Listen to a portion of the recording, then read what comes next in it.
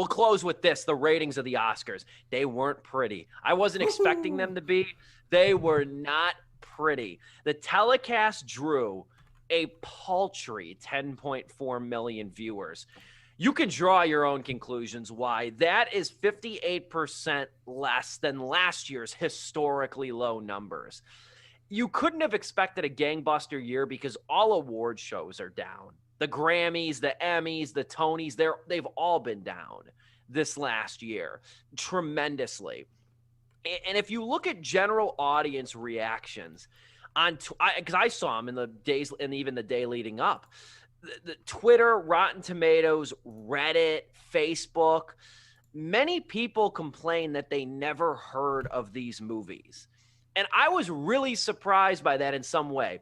Sound of Metal was on Amazon. Ma Rainey's Black Bottom was on Netflix, as was The Trial of the Chicago 7 and Mank. Nomadland was on Hulu. So that surprised me there, that like these movies have truly never been more accessible, but to the general public. But they're in but Netflix. They're not I think Netflix. Sorry, I think in Netflix there's like a tab that's like, hey, these are all the Oscar-nominated movies in like a menu for you. It could literally not be more.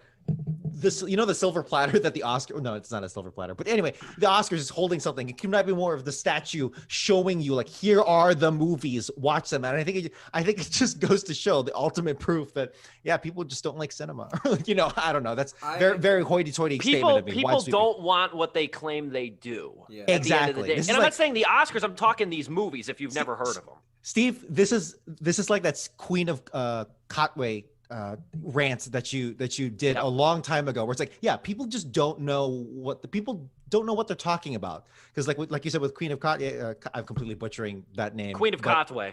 Yeah, exactly. Like that's the movie that people claim that they want, where it's like representation, a girl from Africa, the underdog story. It's a not cerebral, but it's chess, it's like Battle of the Minds, all that stuff, really cool performances and cinematography and all that stuff. No one watched it. No one gave a crap about that movie. And I did watch it. I did wind up enjoying it. But yeah, it's like the same thing here. Yeah, no, you have like, dude, Promising Young Woman, that could not be more of like a crowd pleaser, in my opinion. Judas and the Black Messiah. I think maybe those two were probably the most that people heard. But Trial of the Chicago 7, yeah. I think it does, because most of the time, we get 9, 10 films nominated for Best Picture from time to time. Yeah. We look at last year's list of Best Pictures, and you have stuff that was really big at the box office. Joker, Ford versus Ferrari, 1917. These were movies that attracted a lot of people that they thought was gonna win. A lot of people thought Joker was gonna win Best Picture for some reason. But I was one of the people that thought 1917 was gonna win Best Picture because of how big of a technical achievement it was. And many other people had their own thoughts and everything, but you have those movies. Yeah, this year it was the smaller stuff. It was the Parasite, that won basically. It's these smaller. It is these smaller movies that maybe a large audience didn't end up seeing it, but once it wins Best Picture, then they go off and see it. And I'm telling you this now, too. Now that Nomadland won, everyone's going to jump on the Hulu, watch it, and say, what the fuck is this? This movie sucks. Because that's just how it's going to get. And then people are going to be like, oh, I'm not watching the Oscars anymore. They gave it to that. But let me say this. My dad, when Nomadland was starting to really win, my dad, I have not seen it, so I can't really comment on Nomadland. But my dad did see it, and he's the kind. He watches 2.5 Men. He loves the Transformers movies. He's that kind of guy, and I can't admonish him for it because he works hard. But whatever.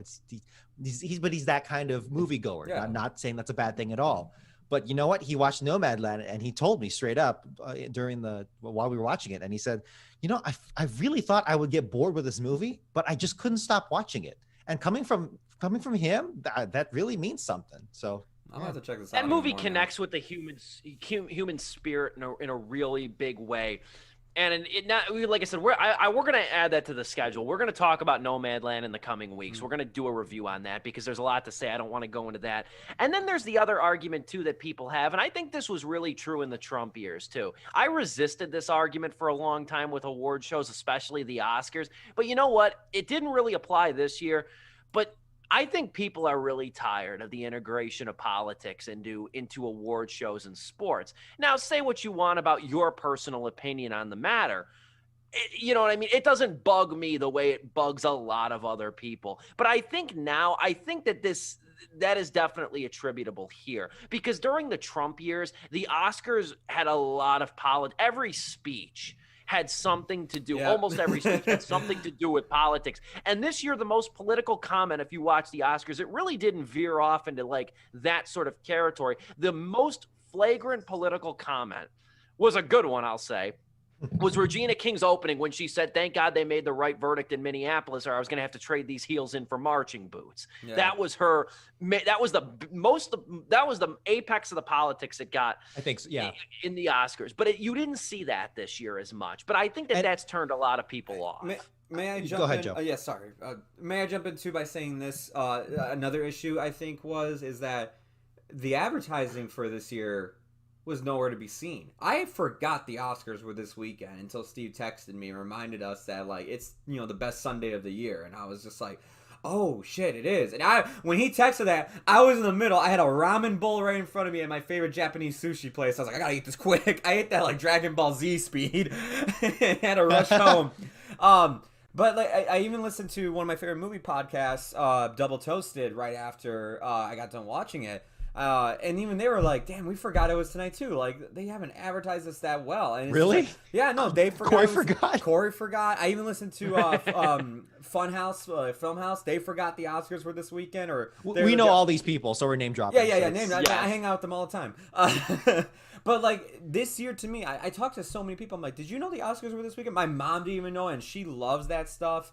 Because she loves seeing everybody in their dresses and everything on the carpet, and even when they go up and accept the award ceremony, she's all about award ceremonies. She had no clue they were on Sunday night, and it was just that's fair because by now they would have already happened. They happened in February or March. Yeah, and I think that's also, and that was the thing I wanted to say. I think the moving of the date threw people off because everybody else kept like their original time span. At least they made it virtual, but they kept it to that.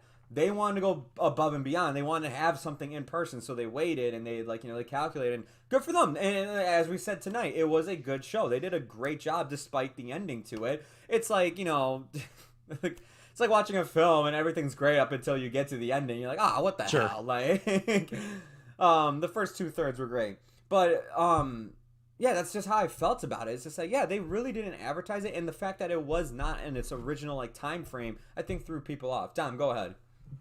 Yeah, there's a lot to say about why the Oscars, the ratings were low. Honestly, part of it might just pure just me talking, but part of it might just be that people have just been fatigued by everything. So the last thing that they really want to care about is the Oscars. If anything, it really just goes to show that for us diehard movie people, and I'm not even the most diehard of the diehard, but at least we find some solace in it. That's our Super Bowl, that's our Olympics, that's our thing, as best as we can do it.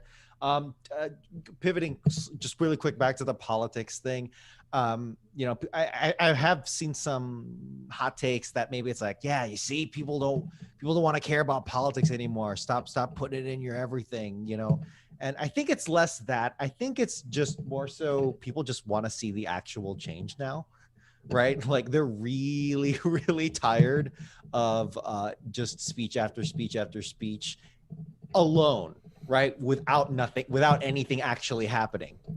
So yeah, the impetus is on now that a certain politician is no longer in charge of the United States.